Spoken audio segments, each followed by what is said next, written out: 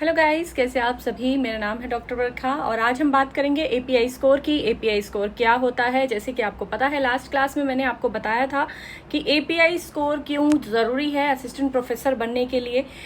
इस क्लास में मैं बताऊंगी कि कैसे कैसे एपीआई स्कोर को आप कैलकुलेट कर सकते हैं, कैसे अपने एपीआई स्कोर को आप इंक्रीज कर सकते हैं। ठीक है, तो सबसे पहले लेंगे हम एक स्क्रीन में आपको दिखा दूंगी जहाँ पे सारे मार्क्स लिखे होंगे। ठीक है, उसके अकॉर्डिंग आप अपना भी एपीआई स्कोर कैलकुलेट कर लीजिएगा। तो सबसे पहले आता है स्टूडेंट आपके ग्रेजुएशन के मार्क्स। ग्रेजुएशन में जितना परसेंट आपके मार्क्स बने होते हैं उसी के अकॉर्डिंग जो है आपको एपीआई स्कोर मिलता है। ठीक है, सबसे पहले आता है 60% है, 60% से ऊपर है मतलब फर्स्ट डिवीजन है तो आपको कितने मार्क्स मिलेंगे, सेकंड डिवीजन है तो कितने मार्क्स मिलेंगे। और एमए में भी सेम इसी तरह होता है। फिर होता है आपका एमफिल या पीएचडी। एमफिल और पीएचडी दोनों के मार्क्स आपको नहीं मिलते हैं, किसी एक के मार्क्स ही मिलते हैं। तो अगर आपने सिर्फ एमफिल किया है तो वो भी कैलकुलेट होगा, अगर सिर्फ पीएचडी किया है तो वो भी कैलकुलेट होगा। लेकिन अगर दोनों किया है एमफिल और पीएचडी तो दोनों में से कोई एक चीज़ जो है वो कैलकुलेट होती है।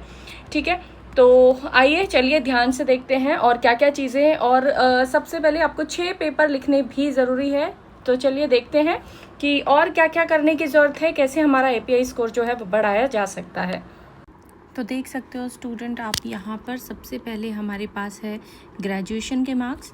तो ग्रेजुएशन के मार्क्स जब देखते हैं तो अगर 80% से ऊपर आपके नंबर हैं, 80% से ज़्यादा अगर आपने लाए हैं तो फिर 21 पॉइंट्स आपको मिलते हैं। 60% अगर आपके मार्क्स हैं तो 19 नंबर आपको मिलते हैं। 55% है तो 16 नंबर, और 45% है 45 से 55% तक है तो आपको 10 मार्क्स या पॉइंट्स आपको मिलते हैं।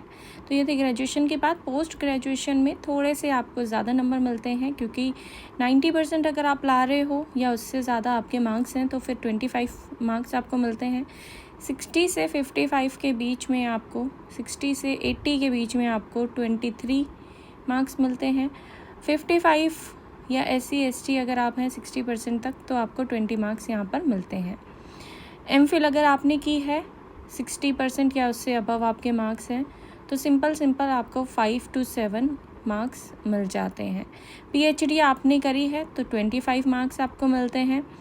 नेट या जेआरएफ अगर दोनों है तो 10 मार्क्स, सिर्फ नेट है तो 8 मार्क्स आपको मिलता है। रिसर्च पब्लिकेशन में मैक्सिमम मार्क्स जो है वो 6 हैं। हर पब्लिकेशन जो है 2 मार्क्स का होता है तो 3 आप